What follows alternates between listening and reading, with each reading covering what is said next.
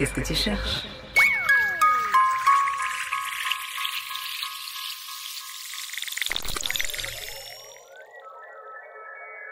Nos utilisations du cuivre remontent à loin, puisqu'avec l'or, c'est le premier métal travaillé par les humains.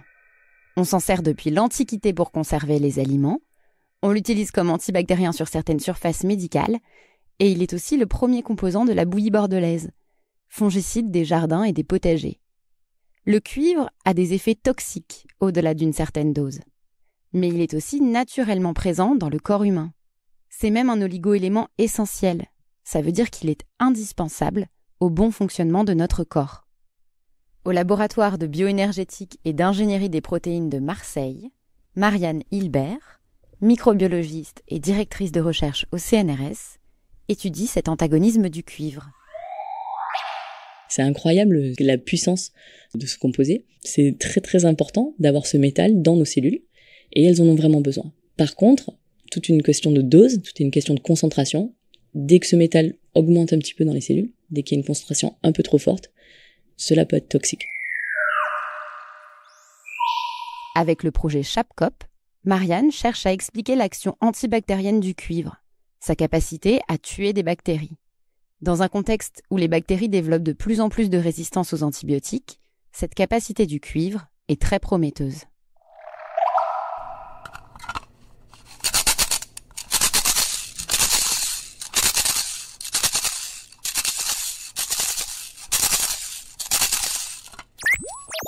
Pourquoi as-tu choisi de commencer par ce son, Marianne ? Alors j'ai choisi ce son parce qu'en travaillant sur les bactéries, il y a un geste qu'on fait assez quotidiennement. On étale les bactéries sur une boîte de pétri, on utilise des petites billes et on secoue ces billes de manière assez vive et efficace pour étaler les bactéries sur toute la boîte et qu'elles soient bien séparées. Et ça fait vraiment des maracas et à chaque fois que je fais ça, j'ai l'impression de faire de la musique, donc je trouve ça très drôle. Pour celles et ceux qui ne savent pas ce qu'est une boîte de pétri, est-ce que tu peux nous expliquer ? Alors c'est une boîte ronde dans laquelle il y a un milieu de culture, comme une gelée, où il y a toute la nourriture dont les bactéries ont besoin pour se développer. Quand on étale comme ça, on arrive à séparer une bactérie et du coup on arrive à avoir des petites colonies, donc on voit des points et donc c'est très visuel et on voit les colonies peuvent être très différentes selon les bactéries et selon les organismes.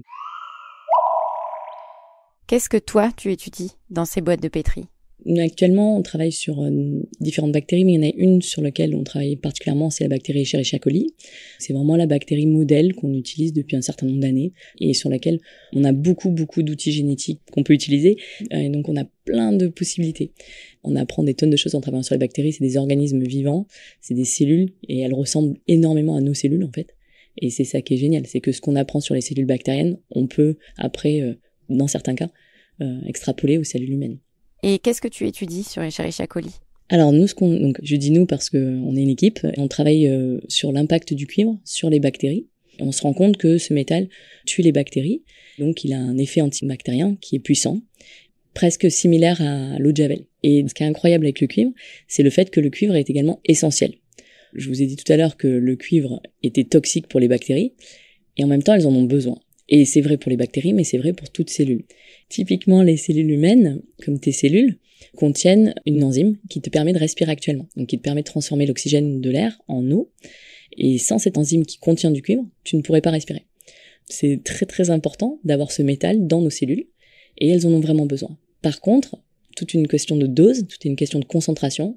Dès que ce métal augmente un petit peu dans les cellules, dès qu'il y a une concentration un peu trop forte, cela peut être toxique. Et il y a une dose intermédiaire où le cuivre va entraîner l'agrégation de protéines, perturber les cellules. Donc on essaie vraiment de comprendre quelles sont les doses qui sont très toxiques, quelles sont les doses qui sont essentielles et quelles sont les doses qui pourraient être potentiellement dangereuses à long terme. Le cuivre, on le trouve dans notre alimentation ? Dans notre alimentation, effectivement, on n'a pas besoin d'une forte concentration, c'est pas autant que le fer ou que d'autres métaux, mais on en a besoin. Typiquement, il peut y avoir des carences, il faut faire attention, mais en général, on a suffisamment de cuivre dans l'apport alimentaire pour notre santé. Est-ce qu'on sait à quand remonte la relation de l'homme avec le cuivre ? Clairement, depuis l'Antiquité, on l'utilise. On a des traces qui montrent que des verres, des bols avaient été utilisés et permettaient donc de conserver. Il y a également des traces qui ont permis de montrer qu'il l'utilisait même pour soigner. Actuellement, donc, je vous déconseille quand même de boire des solutions de cuivre, hein, c'est comme l'eau de Javel, ne le faites pas. Pareil, le mot, la clé, c'est la balance, hein, l'équilibre à retenir. Au cours de l'Antiquité, on savait que ça avait un effet bénéfique. Par contre, la balance, il fallait la trouver et ils avaient peut-être des difficultés pour vraiment comprendre à quel moment ça devenait trop toxique ou pas. Mais on sait que ça a été utilisé depuis très longtemps et actuellement, on l'utilise énormément depuis des années dans les vignes, dans les champs de vignes, dans les champs de tomates, où on met de la bouillie bordelaise et un des principaux constituants de la bouillie bordelaise, c'est du cuivre. Et il est très très utile puisqu'il permet de tuer les champignons. Et c'est un antibactérien efficace, antimicrobien efficace également. En échange, il s'accumule dans les sols. Donc on réfléchit quand même aux quantités, on essaye de peut-être limiter les quantités, et nous c'est ce sur quoi on travaille également, puisqu'on essaye de comprendre si on peut arriver à trouver des molécules qui complexeraient le cuivre et qui permettraient d'optimiser, d'améliorer son efficacité. Donc on pourrait peut-être mettre moins de cuivre, qu'il y ait moins de cuivre qui s'accumule dans les sols, tout en ayant la même efficacité sur les champignons. Est-ce que tu peux expliciter le verbe complexer le cuivre ? Alors, complexer le cuivre, oui, c'est complexe.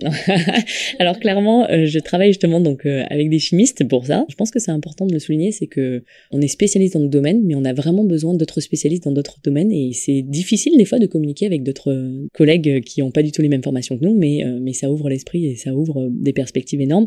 Et donc, typiquement, sur le cuivre, on a travaillé avec des chimistes à Strasbourg, donc un groupe de chimistes qui sont capables de créer des ligands, donc des molécules chimiques qui fixent tout bêtement, comme une main qui va aller attraper la balle, qui fixe le cuivre.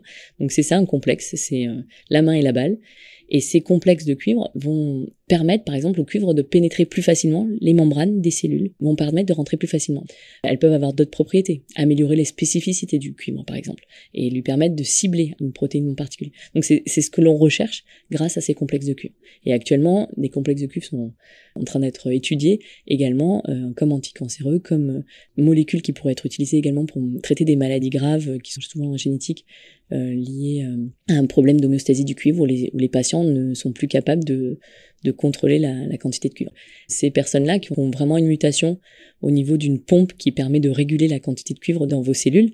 Il y a la maladie de Wilson et la maladie de Menkens. Dans un cas, c'est un excès, dans un cas, c'est une carence. Et dans les deux cas, l'espérance de vie est très courte et c'est une maladie très grave. Donc les complexes de cuivre pourraient permettre vraiment d'aider et aident déjà ces patients-là. Certains sont en phase clinique, en train d'être testés, et il y a beaucoup de choses à faire avec ces complexes de cuivre, et nous, ce qu'on aimerait aussi, c'est voir l'effet sur les bactéries.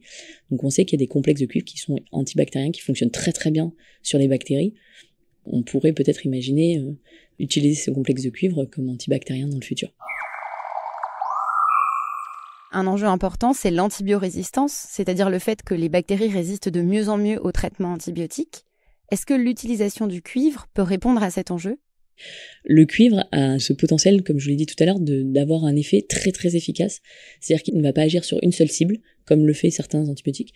Et il va vraiment agir sur toutes les macromolécules qui sont présentes dans les cellules. Et donc cet effet, c'est un peu ce que l'on voit également sur l'eau de Javel. Donc l'eau de Javel, je l'ai étudié précédemment également, et on a pu montrer qu'elle agissait sur beaucoup de macromolécules et qu'elle agissait sur la déstructuration de la plupart des protéines en se liant de manière aspécifique sur des parties de cette protéine et en la débobinant, vraiment. Donc ce qu'il faut comprendre, c'est que les protéines, c'est vraiment les fourmis des cellules. Sans ces fourmis, les cellules, elles ne fonctionnent pas. Donc il faut vraiment imaginer une fourmilière, et si on se met à enlever les pattes des fourmis, vraiment à les perturber, la fourmilière ne marchera plus et vos cellules ne fonctionneront plus. Donc c'est vraiment une image pour essayer de vous faire comprendre ce que c'est qu'une protéine et l'importance d'une protéine et l'importance que sa structure soit conservée. Et si cette structure n'est pas conservée, typiquement à cause de l'eau de Javel qui peut les affecter, ou à cause du cuivre, on va perdre la fonction de la cellule et elle va mourir. C'est comme ça qu'on pense qu'un antibactérien peut être très efficace. On pourrait espérer ne pas développer de résistance, puisque les cellules vont avoir beaucoup plus de mal à développer des résistances face à ce composé-là. Alors une des résistances qui est développée, c'est les pompes. Donc vraiment un des systèmes qu'utilisent les bactéries, quand il y a une molécule qui ne leur plaise pas, c'est qu'elles l'expulsent. C'est très efficace. À un moment donné, quand on y réfléchit, on se dit, si dans l'environnement il y a beaucoup de cuivre, les bactéries auront beau essayer d'expulser, ça rentrera. Et donc si le complexe de cuivre ou le cuivre a un impact vraiment important sur beaucoup de molécules, il les affectera. Tu disais que le cuivre a de multiples actions sur les cellules, au niveau des membranes et des protéines. J'imagine qu'en tant que chercheuse, ça veut dire qu'il y a une infinité de sujets de recherche. Alors, quel est ton domaine de spécialité à toi ? Donc, domaine de spécialité, c'est vraiment la microbiologie et regarder l'impact du cuivre sur les protéines également. C'est-à-dire que j'ai travaillé sur des protéines qu'on appelle les protéines chaperons. Donc ces protéines chaperons, elles sont vraiment là pour aider d'autres protéines à avoir leur repliement. L'autre image, ça serait vraiment, que j'utilise assez souvent, c'est la pelote de laine. Et la pelote de laine, typiquement, vous tricotez avec justement des protéines chaperons qui peuvent être les aiguilles, et vous allez faire un pull qui va être utile et qui va pouvoir servir à quelque chose, et qui va être donc votre protéine, qui va avoir une fonction, vous tenir chaud.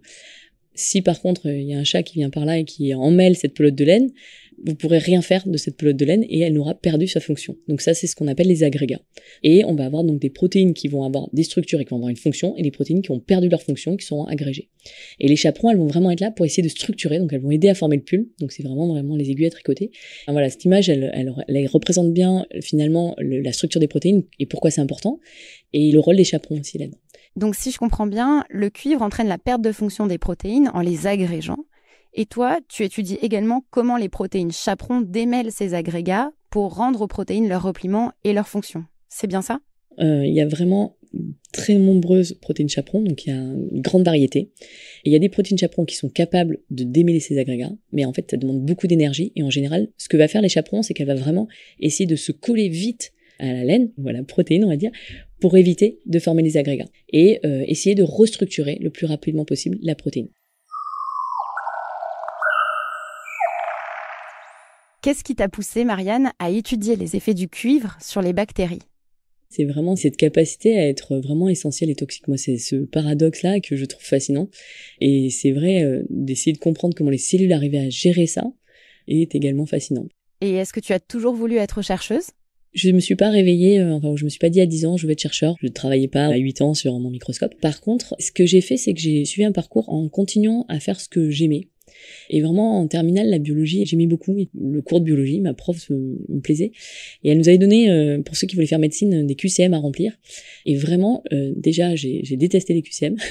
Mais je me suis dit, mais qu'est-ce que c'est ? On était limité complètement. Cocher des cases précise. Enfin, pour moi, on nous donne des dogmes et on pourra vous montrer quelque chose un jour qui va être complètement différent. Peut-être que ce dogme, on se rendra compte que non, c'est pas vrai. Et donc, il faut vraiment remettre en question. Alors, on remet pas en question tout, heureusement. Il y a des preuves scientifiques et on a besoin de preuves scientifiques, mais il faut pouvoir remettre en question. Et après, j'ai continué donc mon cursus en faisant donc fac de bio tout de suite, donc licence master. J'ai eu l'opportunité de pouvoir d'avoir une bourse de thèse. Et là, vraiment, j'ai découvert le métier de chercheur. En postdoc, je me rappelle encore être en train de danser avec mon Pipette Man et de voir quelqu'un qui me regardait par la fenêtre en train de se dire mais qu'est-ce qu'elle fait ? Et donc il y a des laboratoires où on met de la musique dans le laboratoire et on passe à côté de labo, on entend la musique et tout le monde est d'accord avec ça. Et il y a des laboratoires par contre, il y a vraiment pas de musique. Moi j'adore ça et c'est vrai que on se rend compte rien que comme ça en traversant les couloirs de la différence entre les différents chercheurs. Et donc pour ceux qui nous écoutent, qui se posent des questions, vraiment continuez dans ce qui vous plaît parce qu'un métier qui vous plaît, vous êtes payé pour faire ce qui vous plaît, c'est juste génial. Avec le projet CHAPCOP, tu étudies l'effet du cuivre sur Escherichia coli. Comment est-ce qu'on peut ensuite extrapoler les résultats à d'autres bactéries ? C'est clairement, même pas une aiguille dans une botte de foin. Il y a encore beaucoup de choses à faire. Donc ce qu'on veut faire en travaillant sur une bactérie, c'est déjà de comprendre comment ça fonctionne sur une bactérie qu'on connaît bien. Et on se rend compte qu'il y a des mécanismes qui sont très conservés. Donc c'est très important parce que même si on travaille que sur une bactérie, on va pouvoir essayer d'extrapoler ce qu'on a découvert. L'avantage aussi, si on se rend compte que c'est différent chez d'autres bactéries, c'est qu'on va pouvoir peut-être cibler une bactérie en particulier. C'est-à-dire qu'il y a parfois où on a besoin de cibler des bactéries pathogènes et de ne pas affecter les autres. Si on peut arriver à trouver des conditions où justement on a un mécanisme assez spécifique d'une bactérie donnée, on va peut-être pouvoir cibler ce mécanisme-là. En fait, on voit toujours le bon côté, on essaye. Il faut être optimiste en science.